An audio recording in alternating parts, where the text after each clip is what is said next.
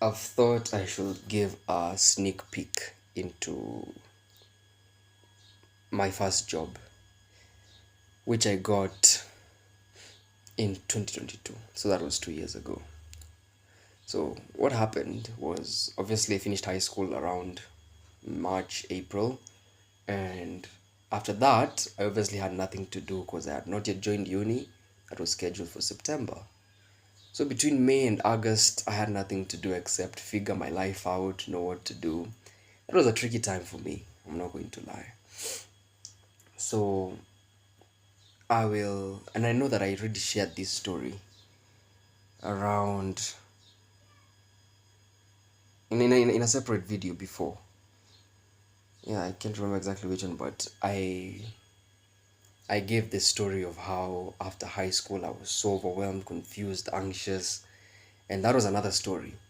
But anyways, for this specific one, around mid-June, my neighbor, who at the time and still today, obviously because the age gap does not change, was and still is 10 years, 10 years older than me, right? And that means him being an adult and having a business, which he had been running up to that point for around 3 to 4 years. He decided to absorb me, right? And so the business was very simple, or at least on paper, it looked simple.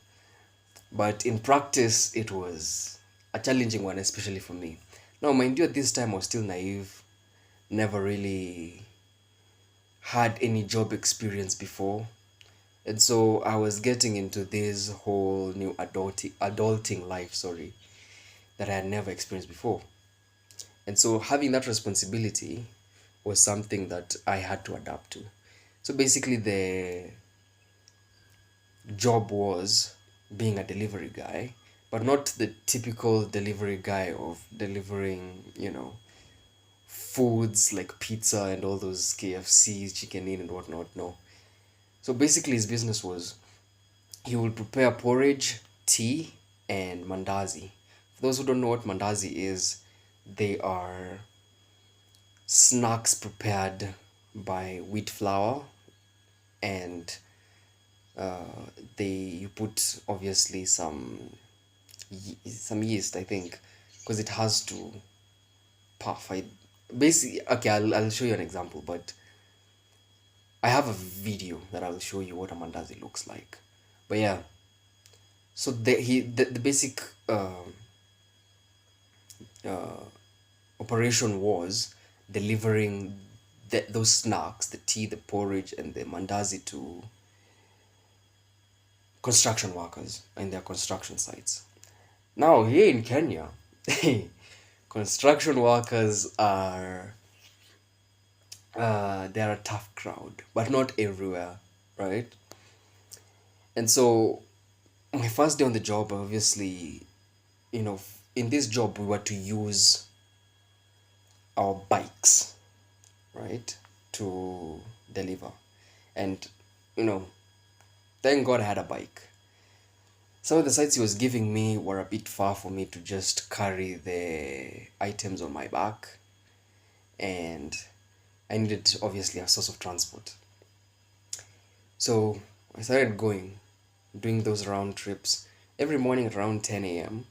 I would go do those round trips for around 1 or 2 hours, and then I would get paid like $1, right? Uh, $1 a day, and sorry, in Kenyan money that's 150 a day, which was pretty solid money considering I never had any job experience and I was working for 2 hours, and it didn't really seem hard at first because also he gave me some of the more welcoming sites that I could, you know, deliver to, that I cannot have a hard time. So I did that job for 2 months, and was it 2 months? 2 months or 3 months? Because I did it from mid June, mid July, mid August. That's 2 months. Then I did like fe- another few weeks at the beginning of the year 2023. Then I did for 1 week this year. I think I've done it for around 3 months cumulatively, right? 12 weeks. So that is if I'm not wrong, because I can't remember exactly. So it's around 12, around 11 to 13 weeks. So I've taken 12 as the median. But yeah, and I had a lot of challenges. But the beauty of that was those challenges are what equipped me with the fortitude, the temperament, the persona, the skills to operate in a business environment, to interact with people, different kinds of people, and not just expect it to be sunshine and roses, and also working, putting in effort, doing stuff, right? And I can't say it was easy, but I got through it. I did it. There are times when I poured porridge all over myself because of clumsiness. I had a rough time taking the records of people who haven't paid. I had a hard time doing the math on the spot because I think of also the nervousness of dealing with this type of demographic, this type of audience was a whole new thing to me, right?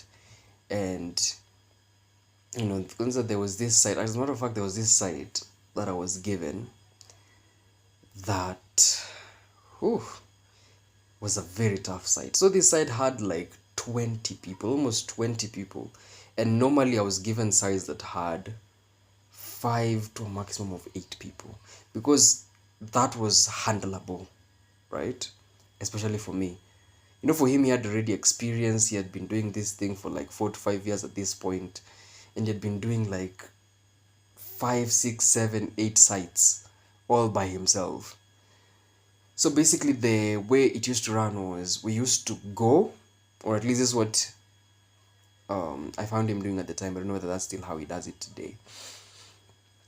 But we used to go, and obviously, each of us used to take our own sites. I would take the size that is given me, he would take his. And this is a way to help him because he was somewhat expanding at the time. Because the size that he was doing, he found new ones and he was like, this is good business opportunity, let me take it. But because he was one person, it was hard for him to service all of them, considering also they were expecting to be delivered to the snacks all at the same time. So he used to wake up at 4 a.m. and prepare everything, and then he will go for the deliver he will go to deliver from around 9 a.m, right? So 4 a.m, all those hours preparing, and then 9 a.m he's off, and majority of them will be expecting these snacks within that space of 2 hours. And mind you, it takes around those 2 hours to do like 3 sites, and mind you, he was doing over 7 sites. So he found this as a good opportunity for him to give me a chance, and also took it as a chance for me to make money, to gain experience, to learn new skills and exposure and whatnot. So it was a win-win. So what used to do, I was saying this, what you used to do is you used to go, then we will serve them, and then after we serve them, we would not collect the money at that moment. We would take a record of how much the person has eaten. So we used to sell like tea at 20 shillings. But if it's half a cup, it's 10 shillings. Then the mandazi was 10 shillings at first, then because of, inflation and also, the economy just being shit, I for him, he increased the price of the mandazi to 15 shillings. Anyway, that's besides the point. So we used to go, take the records, and then we would collect the money, or at least he will go and collect the money at the end of the week after the construction workers are paid. So when I was given the sites, it was my responsibility to always recall and remember who has taken what and how much they've eaten, and then record it. So sometimes, actually, at first, I never went with a notebook. So I used to try and record it on my phone. And because I wasn't used to this, my memory wasn't sharp at the time. It wasn't adept to this new model of operating. And so when I would finish serving, going to record, I asked myself, what did he eat? How much did he eat? How much did she eat? Right? And so sometimes I would probably get it wrong, but not so wrong, obviously. And whenever I would get it wrong, I would always find a way to compensate through my salary. Like if I get paid and I got someone's bill wrong, and then when he goes to collect, obviously that means he's lost money. I would sometimes say, I forgot how much he took, but in case he took more and I recorded less, take this, right? So it was more of me sacrificing that for, I don't want to call it a mistake, but it was, my incompetence in that area.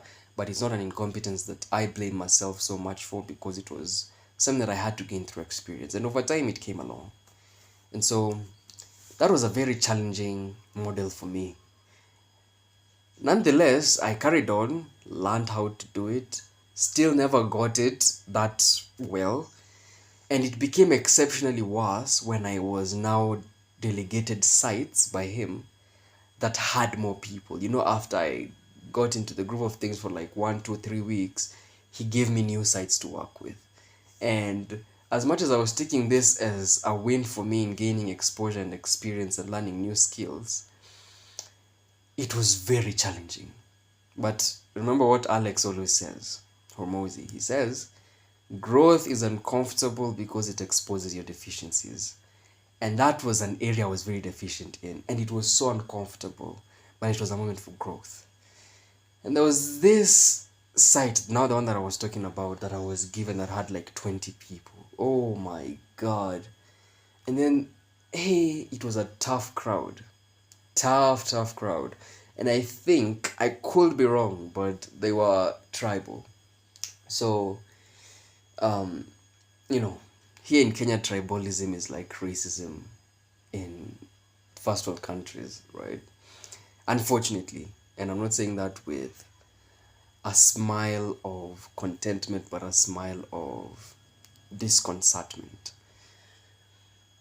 And so, I, being the tribe that I am, when I went there for a very long time in our history of this country, there's always been that tension between the western part of our country and the central part of our country. And I come from the central part of the country.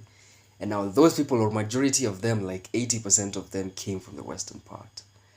And so I think for them, it was, they had this undertone of tribal bias, I would say, from how they treated me, from how they talked to me, from how they, and I think also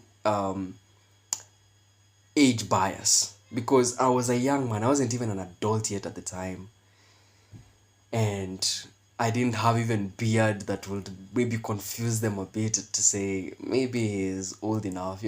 So I was a kid, right? And so I think they took advantage of that and they somewhat bullied me.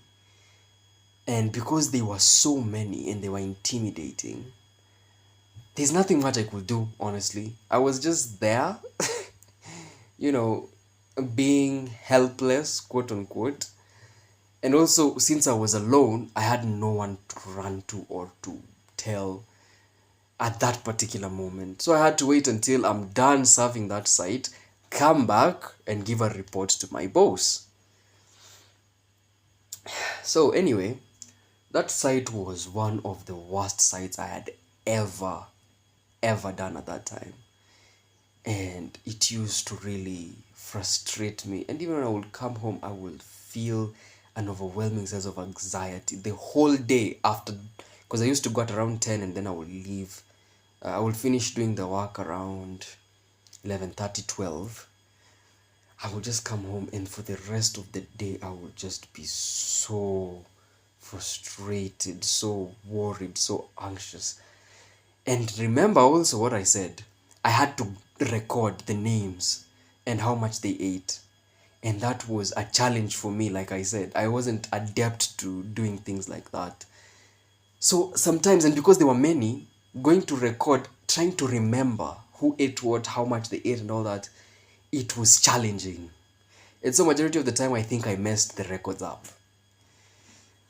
Though he gave me grace. The beauty of my superior, my boss. Shout out to Paminas Nguero.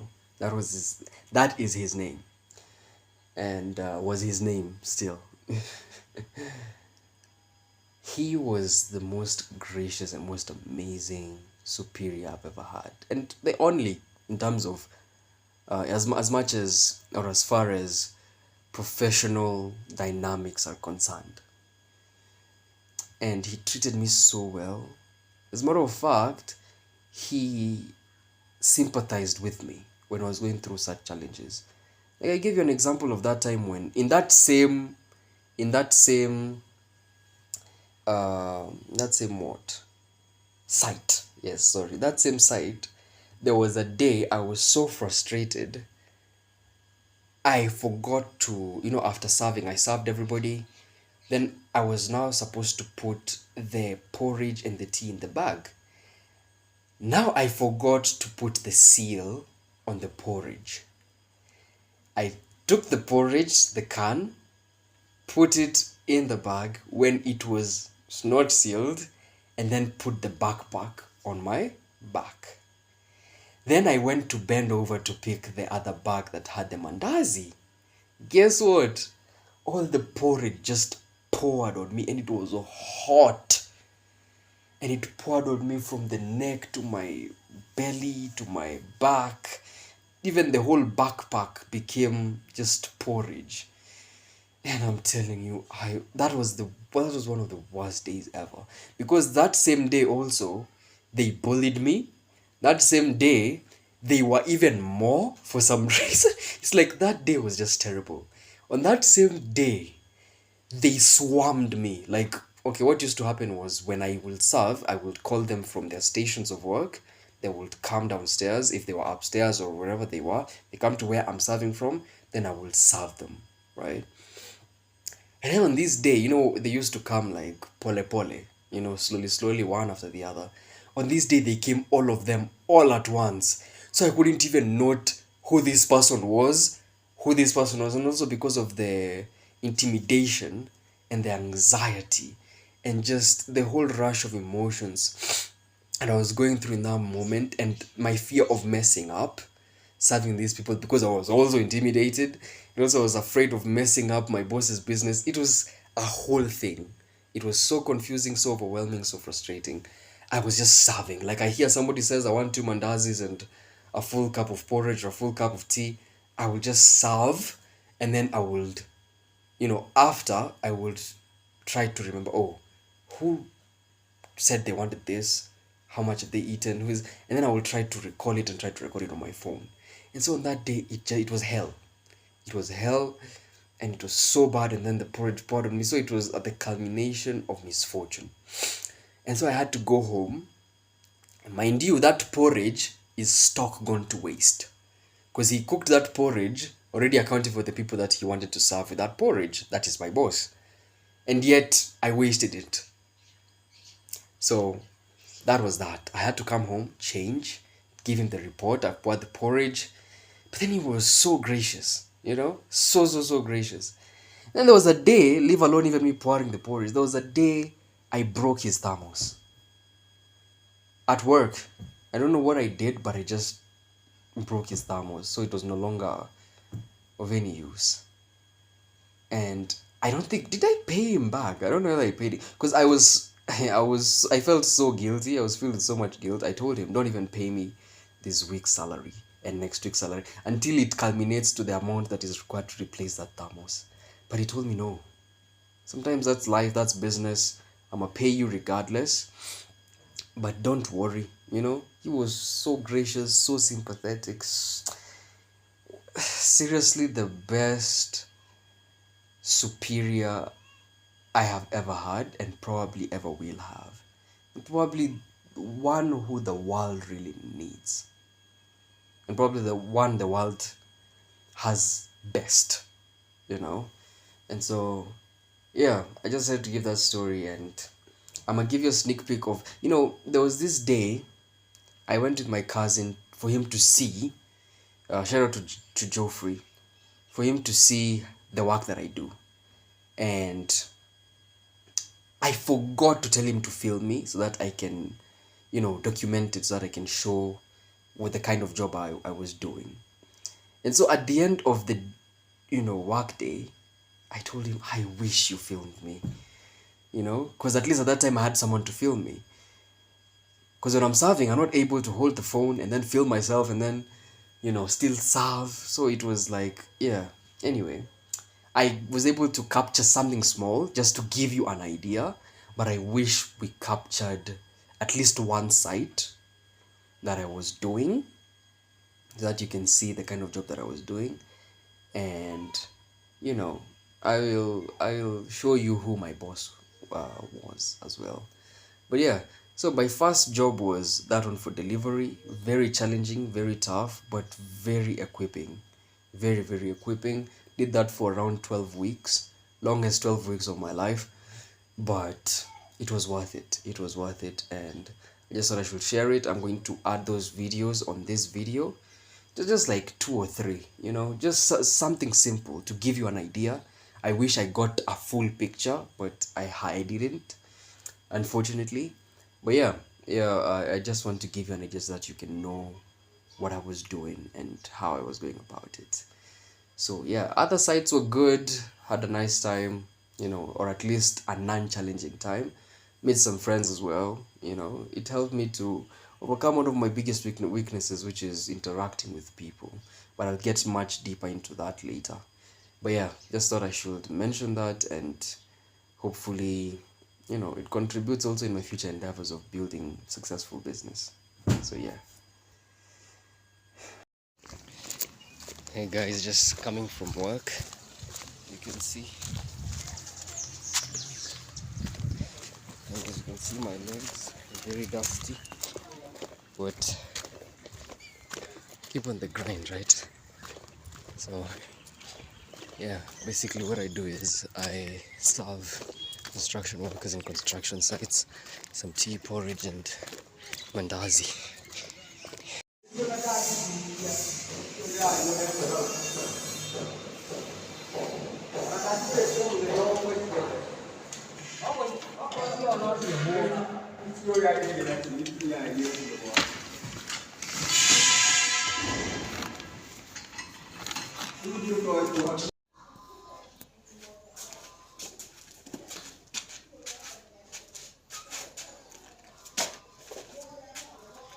Delivery is done.